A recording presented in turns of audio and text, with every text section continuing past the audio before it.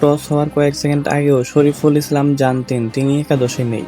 কিন্তু হুট করেই ডান হাঁটুতে অস্বস্তি অনুভব করেন মুস্তাফিজুর রহমান। তার জায়গায় একাদশে সুযোগ পেয়ে যান শরীফুল, সুযোগটাও কাজে লাগান। প্রথম ওয়ানডেতে তাকে দলের সেরা বোলারও বলা যেতে পারে। 10 ওভার বল করে মাত্র 27 রান দিয়ে 2 উইকেট নিয়েছেন এই বাঁহাতি পেসার। দ্বিতীয় ওয়ানডের আগে দলের প্রতিনিধি হয়ে সম্মেলনে এসেছেন শরীফুল। তিনি ভালো বোলিং করলেও 26 রানে ম্যাচটা হেরে গিয়েছে বাংলাদেশ। দ্বিতীয় ম্যাচটা তাই শরীফুলদের জন্য সিরিজ বাঁচানোর লড়াই হয়ে পড়েছে। বাঁহাতি পেসার মিরপুরে শোনালেন আশার কথাই। শরীফুল বললেন, আমাদের হাতে এখনো 2টি ম্যাচ বাকি আছে, আমাদের ঘুরে দাঁড়ানোর মতো সামর্থ্যও আছে। আমরা আগের ম্যাচে হয়তো ভুল করেছি, ম্যাচে ঘুরে দাঁড়াবো।